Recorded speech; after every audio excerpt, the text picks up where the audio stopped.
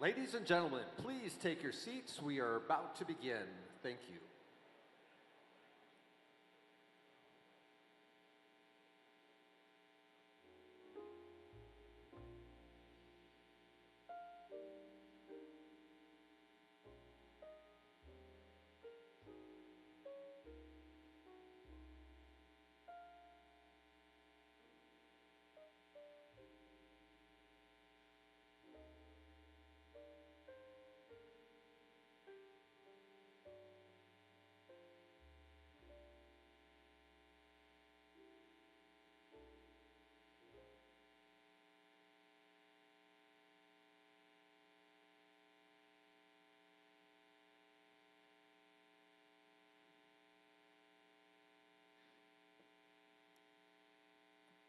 Wow, what a crowd.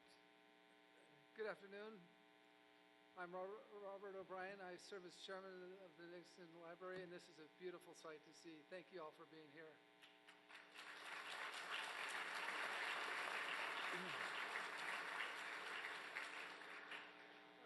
A big welcome to all of you. So today is a very special day for the library. We're deeply honored to have with us the Vice President of the United States, the Honorable JD Vance.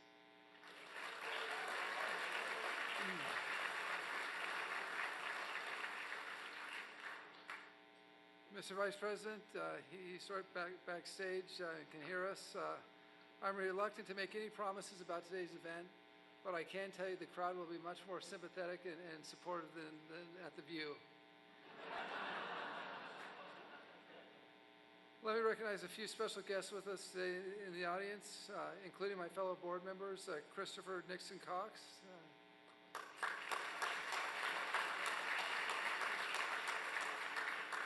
Ming Shea, Maureen Dunn, and the great Charlie Zhang.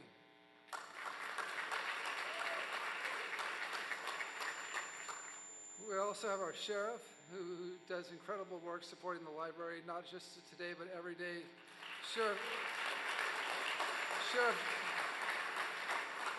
Sheriff Don Barnes, thank you very much, and thanks for all your men and the work they're doing today to keep us all safe. It's an incredible force. Thank you.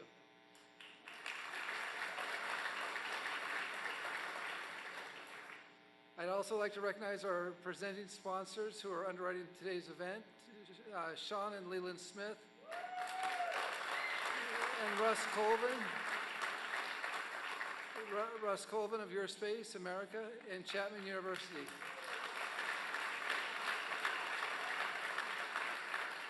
Now, it's always a challenge to introduce someone who needs no introduction. And the thing about Vice President Vance is he was a public figure and a celebrity before he entered politics, kind of like someone like Ronald Reagan.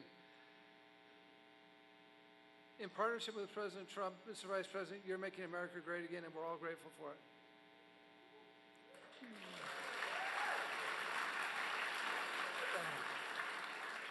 Mr. Vice President, everyone here is aware of your extraordinary story, how you rose from a challenging childhood to the second highest office in the nation. Through hard work, plenty of grit, prodigious intelligence, deep faith, the support of a wonderful spouse, and the firm belief in the promise of this country that you have achieved so much. What Senator Bob Dole said about the man whose name graces this building, Richard Nixon, how American. So it's interesting as well to see the parallels with President Nixon. I don't think that I've ever seen a politician whose life parallels that of President Nixon's like the Vice President's. He attended college in his home state, so did you. He left his home state to attend a great law school, so did you. Neither of them were Berkeley, but you know, Harvard and Duke are pretty good. He married an extraordinary California girl, so did you. He went to war for his country in the South Pacific. You went to war for your country in Iraq. He was elected to the U.S. Senate at just 37 years old. You were 38 when you were elected to the Senate from Ohio. He was elected vice president when he was 39 years old. You were just a bit older, 40, when you turned vice president, when you were elected vice president. To think, at my age, to think about the vice president being 40 years old is quite something. But there's one achievement that you're way ahead of President Nixon on. President Nixon was 49 when he published his first bestseller. You were 31. And now with your second book, Communion, Finding My Way Back to Faith, which we'll hear about today, we know you'll have a second bestseller.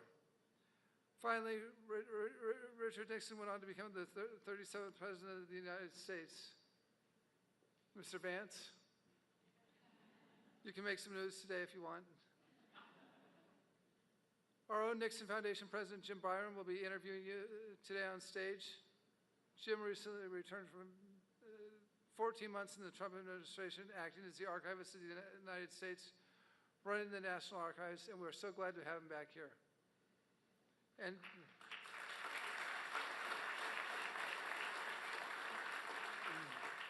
And Joe Lopez did a great job in his absence, but now what a team we've got. It's like, I said, it's like having Joe Montana and Steve Young on the same team.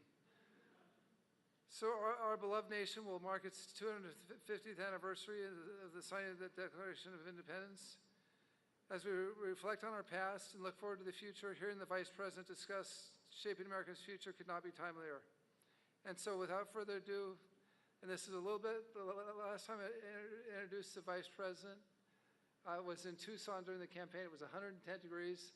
I was the only person with a suit and tie on within 100 miles of the event, and we had teleprompters in those days and for those events, and everyone came to the rally to see the Vice President, not to hear me introduce him. And on the teleprompter, they'd flash a message to you: stop, wind up, you're done. I was a former national security advisor, and get off the stage. So fortunately, Jim Byron can't flash those messages to me now. But as I'm saying, ladies and gentlemen, JD Vance, it pops up, motorcade delayed, talk for 5 more minutes. Ladies and gentlemen, JD Vance is going to be a great vice president and bring our foreign policy back to a peace or strength. 2 minutes later, it pops up that he's here, get off the stage. So without someone prompting me to get off the stage, it's my pleasure to introduce JD Vance and Jim Byron. And first we're going to have the presentation of the color guard from the Orange County Sheriff's Department and the singing of the national anthem by Ali Solario.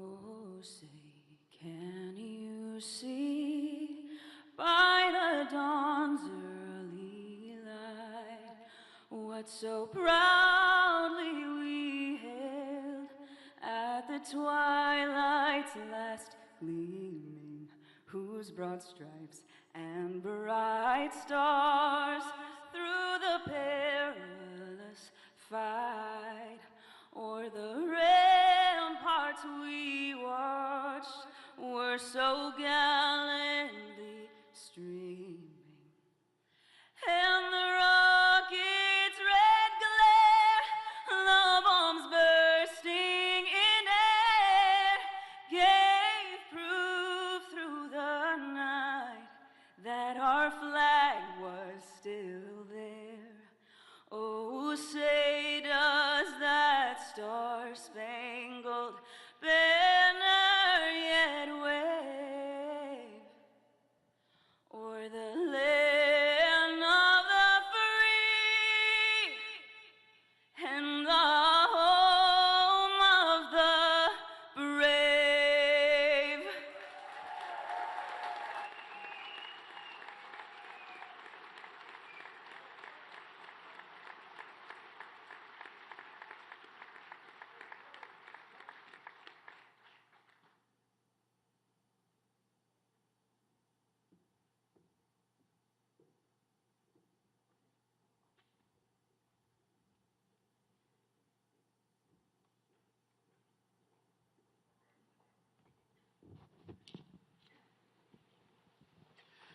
Ladies and gentlemen, let's hear it again for the Vice President of the United States. Thank you.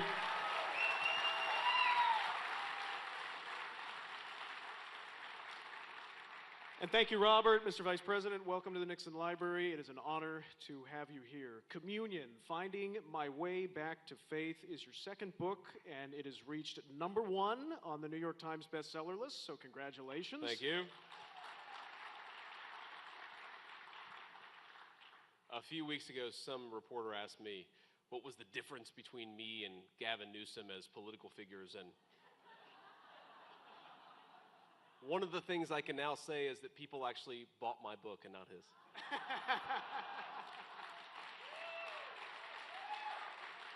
Well, and your book is incredibly candid. It's very introspective, and it is largely devoid of politics.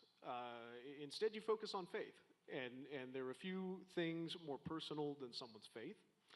You take us through the arc of losing and rediscovering your faith, so let's jump into it. You talk Sure. about the beginnings of your crisis of faith in the earliest pages of this book.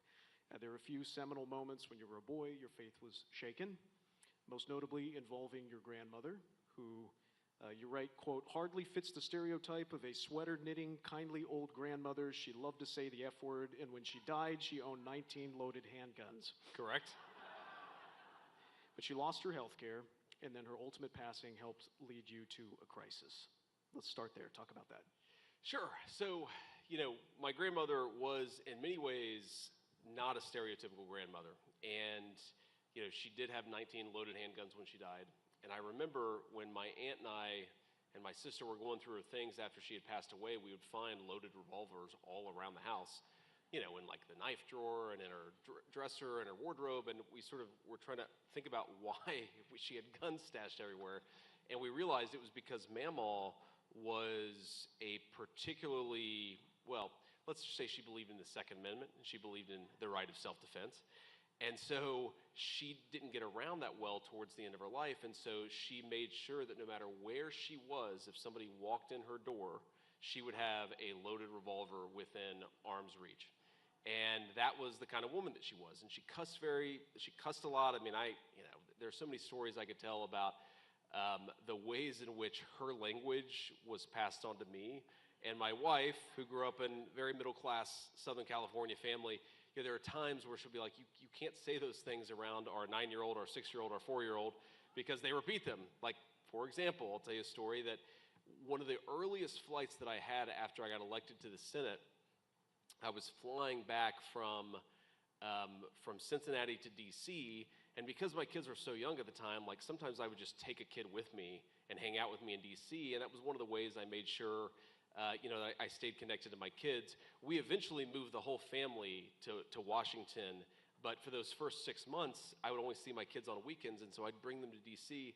And I remember I was on a plane on a Delta flight from CVG to Washington Reagan Airport, and my son drops one of those Delta Biscoff cookies between his seat, and he looks at me and he goes, "Well, shit."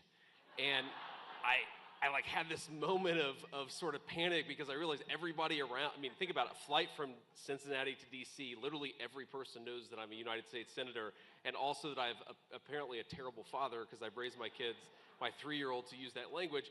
But anyway, that's the weave. We'll get back to the question. But here's, the thing is, despite the fact that she was very non-conventional in a lot of ways, my grandmother was a person of very deep religious faith. And so when she died, I'll never forget this, and I still get a little bit emotional when I think about it. She had this practice where she had a little notebook, and she would say prayers and write her prayers down when she said them for each member of her family. And so you could actually see this almost as a diary of her conversations with God through the months or even through the years where, she'd pray for my safety, or she'd pray for my strength, or she'd pray, that something would go right in my sister's life. And you just realize that this was a woman who was constantly talking to God, despite the fact that her religion is what you might call unchurched. She loved the Lord. She believed in Jesus Christ. She also didn't go to church that often.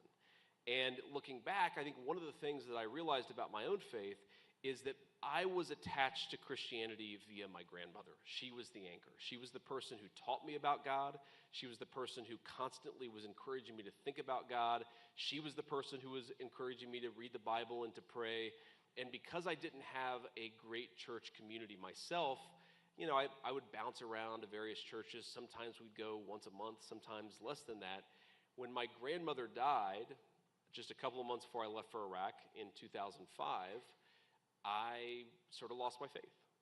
And I think there was a sort of lesson in there for me, and I'm sure we'll talk about this, but I came back to my faith, and part of the thing I was trying to think through with this book is, why is it that kids who are raised in the faith fall away from it? I think most of us in this audience are probably people of faith. We raise our children to be Christians. I take my kids to church every Sunday, even when they're misbehaving and they don't want to go.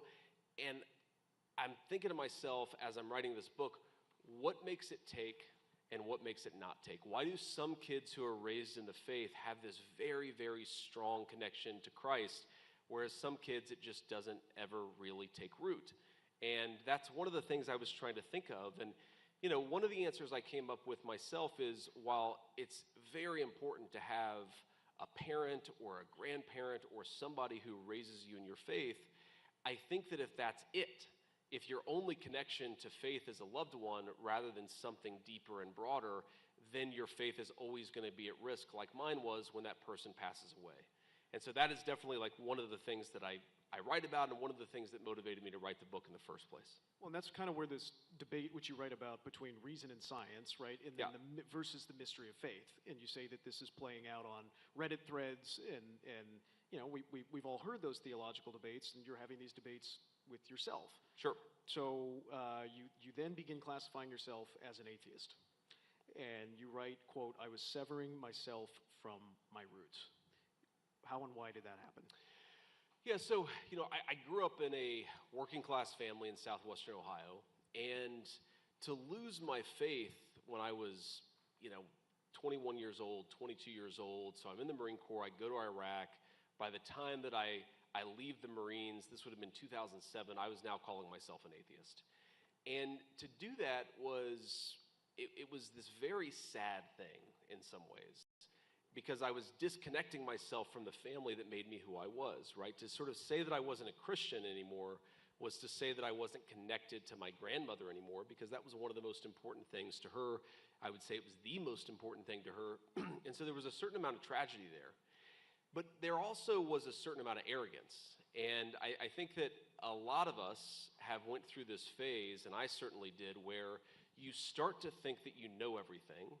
And one of the ways that reflected itself in me is that I just assumed that anybody who had faith, anybody who was a person of deep religious roots, was superstitious. And I started to think of myself as I was motivated by reason, and I was motivated by smarts, and I was motivated by, honest and open debate. And the people who believed that Jesus Christ was the Son of God, like my grandmother, yeah, it was kind of tragic that I didn't share that belief with her, but one of the ways that I expressed it was she's superstitious. She was a simpleton. And that arrogance that came from rejecting my faith, frankly, made me a much worse person. And it made me much more open to ideas that were far crazier and far more radical than anything that I had rejected when I was a Christian. And that was one of the things that I kind of realized is, G.K. Chesterton once said that when people stop believing in God, they don't believe in nothing, they believe in anything. And there was something really profound about that, because what I saw around me was a bunch of people who saw themselves as hyper-rational, as motivated by science, as motivated by reason, but in reality, having discarded faith, they just adopted a whole new set of ideas that I think was, frankly, a lot crazier than anything that I had derided as superstition or as simple when I was a kid. And that was an interesting realization for me, that you become an atheist in part because you assume that you're smarter than everybody else, and then you realize that the people who assume that they're smarter than everybody else believe some very stupid things. Well, that's certainly true. But during this time, you start to read C.S. Lewis. I do. And you write that you wish that God was more like Aslan from the Chronicles of Narnia. What did you mean by that, and what are you learning, what are you taking away from C.S. Lewis? Well, one of the things that, I think all of us come to God in our own ways. And some of us, it's through a loved one. Some of us, it's through a relative. Some of us, it's because we belong to a church that's very meaningful to us. I think one of the ways that I always engaged with my faith, and was certainly true then, and is definitely true now, is through ideas. Is the idea that there was some truth built into the Christian faith that maybe I discarded, but was very profound and very moving and can motivate people to do amazing and inspiring and courageous things. But I was definitely interested in the intellectual elements of Christianity. And what C.S. Lewis did for me, and what I talk about in the book, about being really, really attracted to this Aslan figure in a child's book, and encountering God in a children's book in a way that I had never encountered God when I was being raised by my grandmother in southwestern Ohio. And what I meant by that is that there were all of these things, that Aslan would say that I later found out were basically just C.S. Lewis copying from the Bible and putting them in his books. I mean, it was fundamentally, if you don't know the backstory of the C.S. Lewis's novels, what he was trying to do was imagine what would Jesus Christ look like in the context of a children's novel. I mean, that's who Aslan is. It's not a metaphor or an allegory of Christ. He's actually trying to say this is what Christ would look like, would sound like, were he in this very rich children's novel that he wrote. And what I found so compelling about it is that there was something deeply smart about C.S. Lewis's Christianity. And I think, by the way, that led me astray in some ways. And what I mean is there was a point in my life where my faith was very much of the head but not of the heart. And so I think you can overthink these things. You can over-intellectualize these things. But the way that God sort of started to pull me back in is I realized that there were a lot of really interesting ideas at the core of Christian philosophy and at the core of Christian theology that I had cast aside but were far richer than what I'd realized. And that that was the hook. That started to draw me back in. And there were other hooks, of course, but that was a very, very important hook for me, realizing as a kid who thought of himself as very smart and very rational, realizing that there was a brilliance to the Christian faith. There was an insight into the Christian faith that I had never really taken seriously, but was very much there. And as you are getting reeled back in, you write that it was a Catholic saint that provided the first proverbial crack in my atheist armor. Who was that? What were the circumstances? Well, so when I got baptized in, I guess, 2019, I took the name of St. Augustine because there were a couple of things that I had read when I, again, was in this sort of arrogant atheist phase. And I look back on it now and I think to myself, I'm kind of embarrassed by it. I cringe when I think of the things that I said back then. This is one of the great things about being a millennial as opposed to a Zoomer. Most of the stupid stuff that I've said is not on the internet. Right? I feel bad for the teenagers out there that a lot of the stupid stuff you say, guys, unfortunately, it's going to live forever. But for me, most of it was just, the cringy stuff that I said was interacting with my friends and talking to professors and classmates and so forth. But, St. Augustine, first of all, there was this book that I read in a philosophy course that I took at Ohio State, right? So I'm an undergrad, and it's called The City of God. And again, going back to this idea that the Christian canon, the set of ideas that's laid the foundation for the Christian religion, that it was way more interesting and way smarter than anything else that I had ever been exposed to. That was very, very important for me. But there were also things that St. Augustine said where he would talk about the importance of humility, and that certain ideas that maybe I had adopted when I was a Christian were actually my pathway to discarding my Christian faith.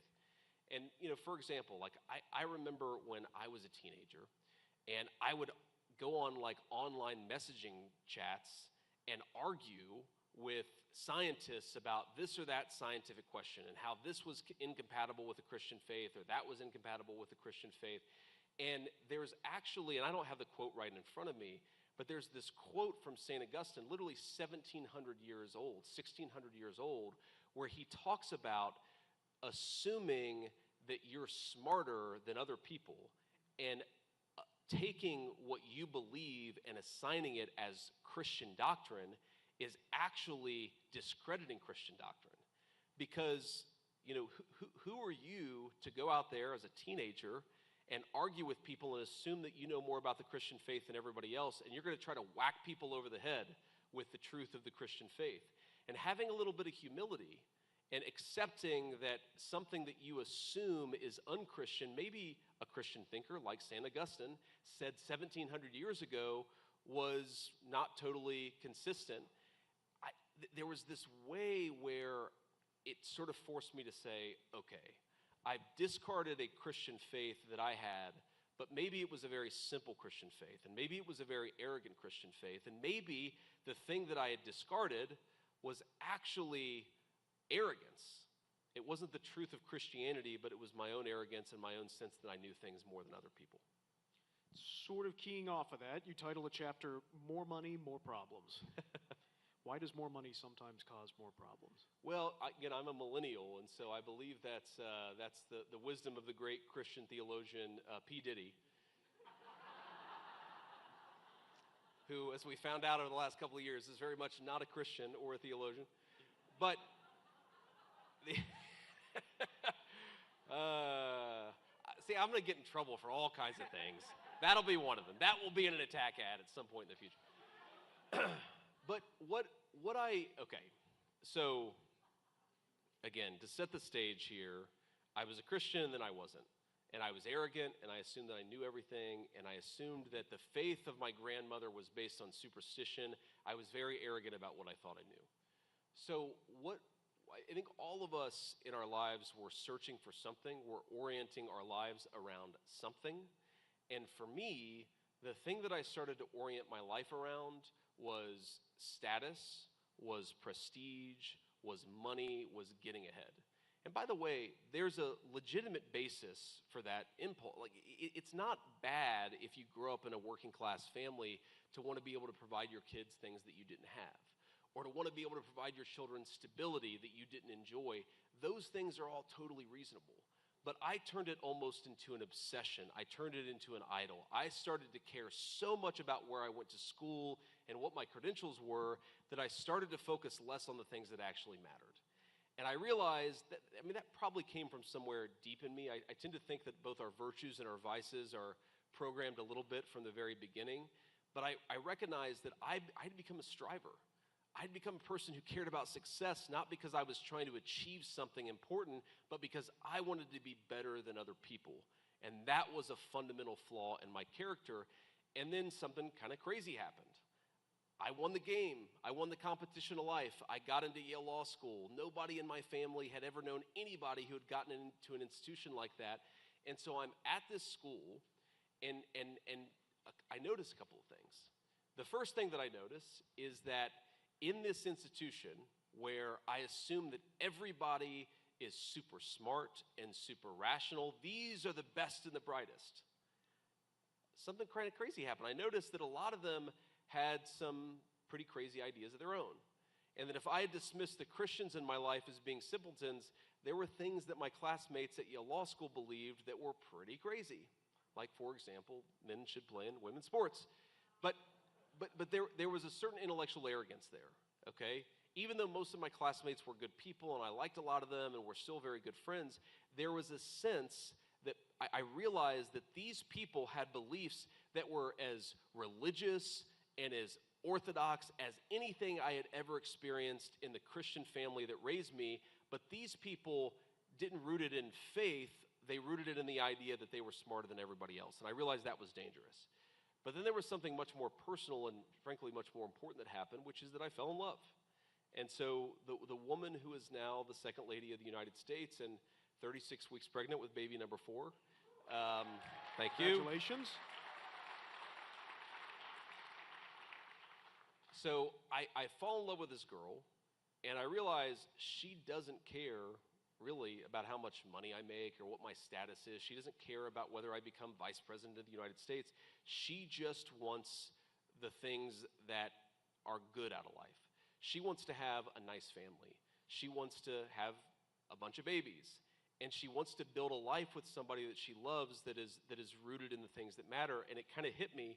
All of the things that I've been orienting towards, all the things I've been focused on, the striving and the obsession with credentials, she doesn't care about that. She cares about whether I'm a good person. And I hadn't built my life to be a good person. I'd built my life to get ahead.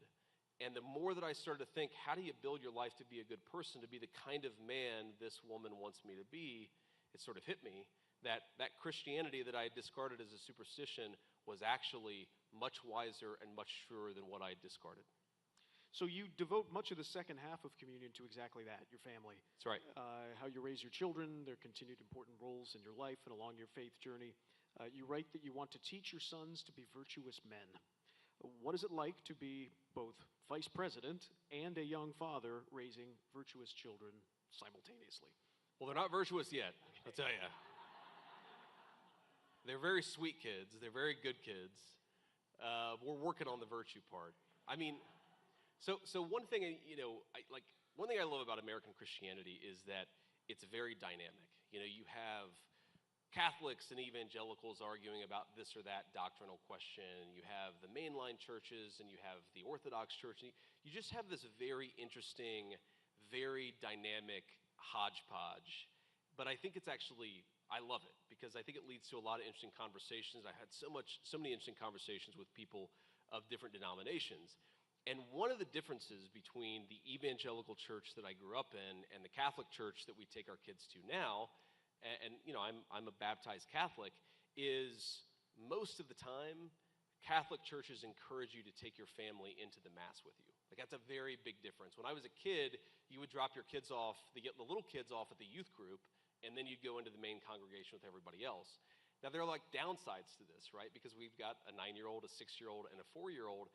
And so sometimes, you know, my like 6-year-old is blabbering on about Dog Man, which is these comic books that little kids are really into, while the priest is saying like the most important part. And the thing that I realized is that the ritual of going to church is a very, very good thing for our family. And that's one of the things. We talk about inculcating virtue. Okay, one of the most important virtues for kids to learn is they have to learn when it's appropriate to speak or not to speak, or when it's appropriate to sort of interrupt or not to interrupt.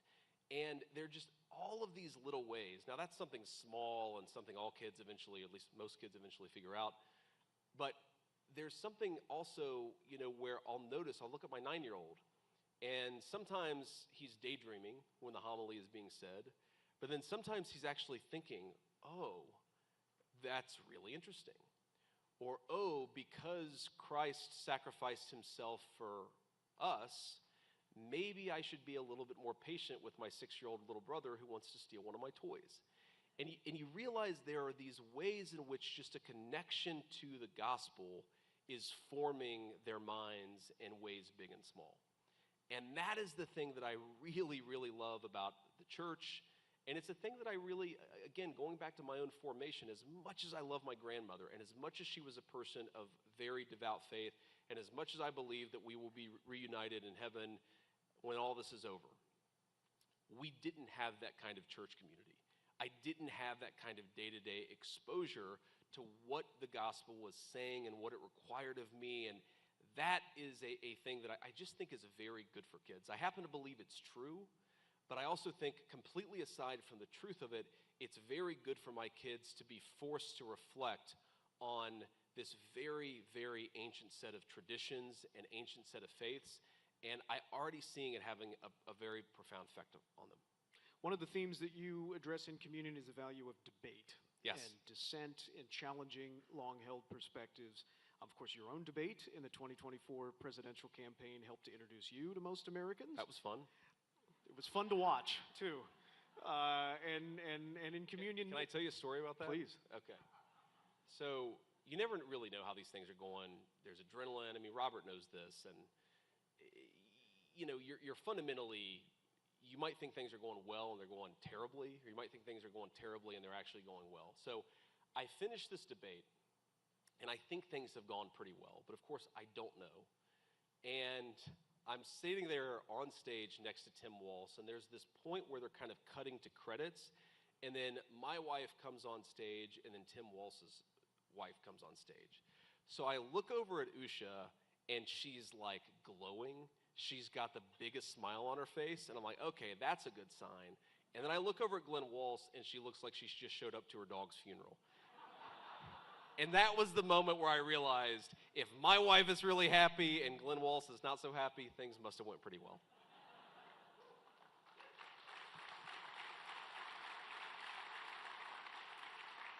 I think you've just answered my question, which inadvertently... talk to us about the importance of writing, because you mentioned that the first manuscript of this book was completed when Mrs. Vance was expecting your second child in 2019, and that was before you were elected vice president. So how do you write? Talk us through your creative process. Yeah, so, you know, one of the things that I think is very frustrating to my speechwriter, who's an amazing guy and an amazing writer in his own right, is that I can't say something unless it's in my own words. It has to be in my own words. And I think one of the ways, you know, even when I was a young kid, one of the ways in which I think through things, or I puzzle through issues, or I try to think about what do you actually think about something, is you almost have a debate with yourself, right? You try to take two sides of a question and figure out which side is the right side. And I've always done that, and I've always tried to put that down on paper. Again, going back to when I was very young.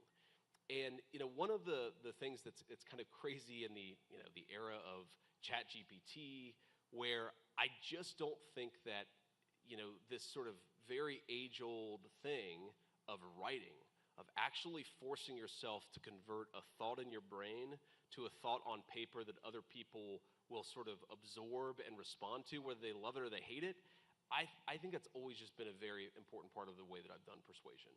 And, you know, when we do... Just going back to the debate. When we did debate prep, yeah, we did a sort of traditional session. Tom Emmer, a great congressman from the Minnesota, the state of Minnesota, you know, he played Tim Walsh, and he did a great job. He was a lot tougher than Tim Walsh, if I'm being honest. But, you know, one of the ways that I actually did debate prep is someone would send me, here are the things you might get asked about. And then I have to write out an answer for myself. And I just think that, for me at least, that process of forcing thoughts from your head to the paper is very, very important. And, you know, one other thing about just, if you look at my entire life in the public eye, a big part of it has been through writing, right? I became at least a reasonably well-known figure because I wrote Hillbilly Elegy.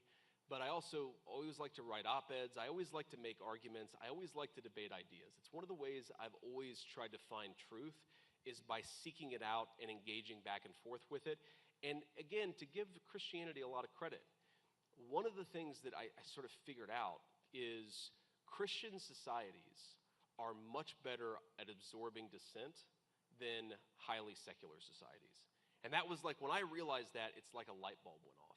If you go back to the really big transformative moments in 2,000 years of Western civilization, what you find is, despite the stereotype that I think progressives have of Christians, is Christians are much better at tolerating dissent and absorbing dissent, and in some ways encouraging dissent, than highly secular societies. And I think that's actually one of the secrets to why we're so dynamic. It's one of the secrets to why we've had such great technological innovation in the West, is because, yes, of course, when somebody challenges the status quo, even in a Christian society, they sometimes get pushback from it. But Christians, because they're rooted in the fundamental truth that Jesus Christ is the Son of God, I think our societies are much better able to tolerate the kind of dissent that creates scientific brilliance and advancement in philosophy and politics. We're not afraid of people disagreeing with us because we know that we have the real truth in our heart. So we're here at the Nixon Library, and President Nixon was the consummate statesman. And just a few days ago, you completed a major peace negotiation. And just a few minutes ago, you paid respects at President Nixon's memorial site, where the epitaph on his marker reads, "The greatest honor history can bestow is the title of peacemaker." Was that the mentality that you embraced? Were you thinking of that sentiment as you were representing our country in Switzerland? Well, first of all, just because you brought up Nixon, I got to say thank you to you and to Robert and to the entire Nixon Library folks. This is an amazing thing, and I'm very proud to be here. So thank you, not just for welcoming me, but for everything you do.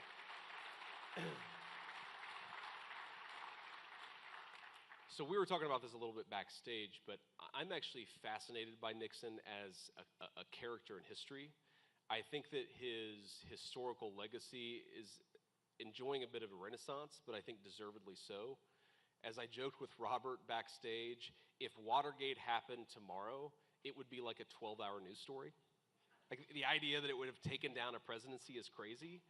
And by the way, if you look at the story of how the deep state took down Richard Nixon, it's not all that different from what the same groups of people, the same institutions tried to do to Donald Trump in the first Trump administration.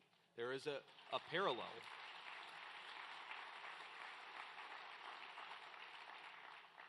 I also, just at a personal level, young senator, vice president, writes some best-selling books, is hated by the media. It kind of sounds like JD Vance. So I'm a little, I've always liked Richard Nixon. But okay, one other thing about Richard Nixon that I think is fascinating is, the two biggest historical electoral college landslides in American history are, of course, Ronald Reagan in 1984, Richard Nixon in 1972.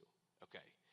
What you may not know, and some of my political data guys who are very into this have drilled into me, is that Nixon's coalition in 72, though if you look at the top line numbers, you would say, well, that's exactly what happened in 1984. It's much different. Nixon's coalition in 72 is actually durable and much more closely resembles the Trump coalition of 2024 than the Reagan coalition of 84. So what Reagan did in 84 is he ran up margins basically with white Americans, and of course, he won a historical landslide, but the country's much less white today than it was in 1984.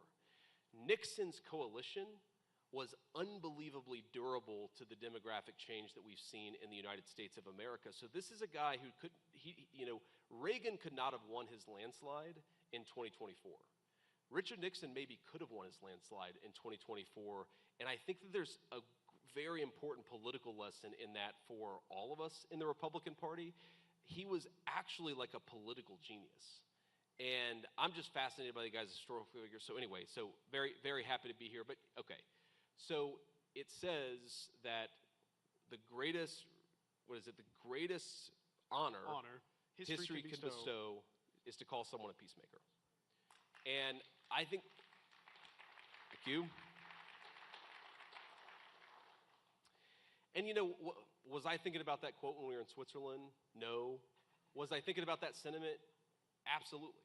Because, one of the other lessons of Richard Nixon is it's not just that he got out of Vietnam, but that he got out of Vietnam from a position of strength, okay? It's one thing to tuck tail and run. It's another thing to clearly define an objective, to accomplish that objective, and then to ensure that you don't allow mission creep to transform a victory into a defeat. And one of the things I've seen with the President of the United States in the last few weeks, and frankly, some of the criticism that we've gotten even from our friends, is they're constantly trying to change the mission that Donald Trump set us up to achieve. And what did he say? He said at the outset, I want to destroy their conventional military, I want to eliminate their ability to project power, and I want to ensure that they never have a nuclear weapon ever, okay? And what I've seen is some people try to say, that's great, but you should have a different objective. And I think the reason why the president has been so successful is because he refuses to give in to that impulse. He says, we came what we set out to do. We created incredible diplomatic, economic, and military leverage. Let's use that leverage to go and accomplish an even bigger win for the American people. That's what he's asked us to do. It's not over yet, but so far so good. That's great to hear.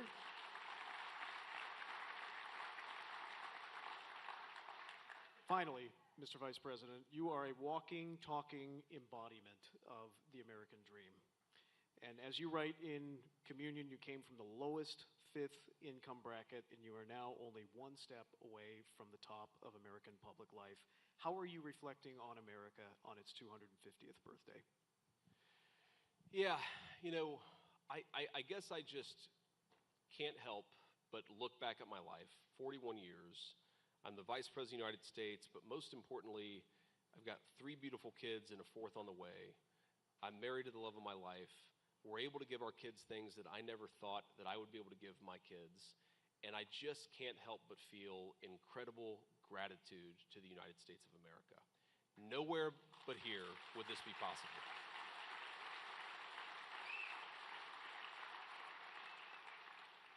And I think that when I consider, just to make a slightly partisan point here, as we've got people waving the Palestinian flag outside and hollering at us in Spanish.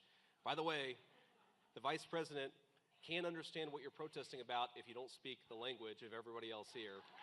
So if you want,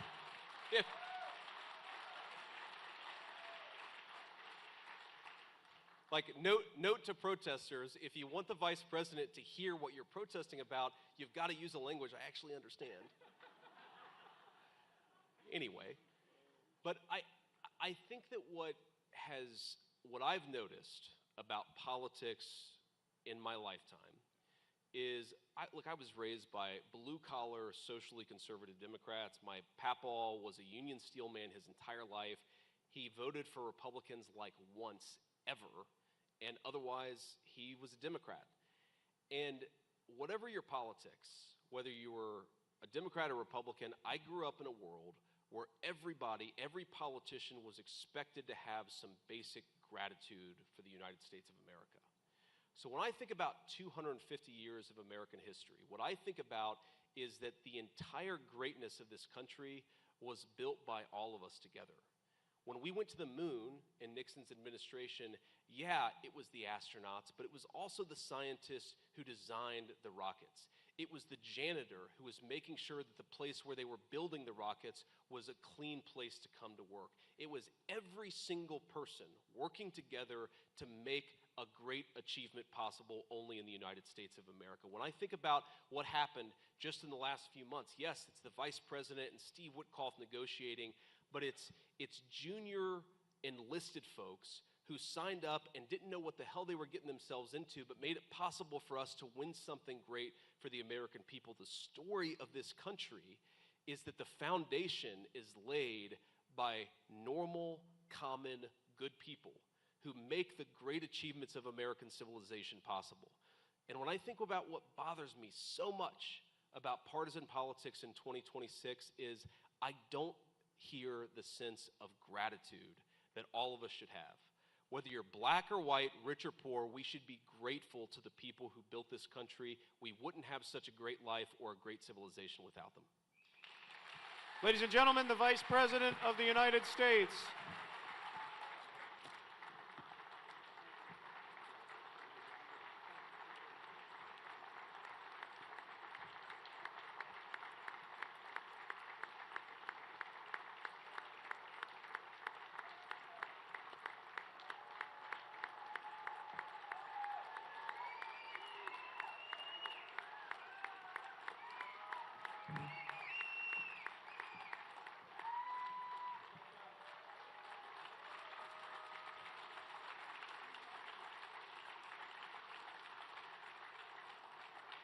Ladies and gentlemen, thank you for your support of the Richard Nixon Foundation and for joining us today. This was an honor to host Vice President Vance.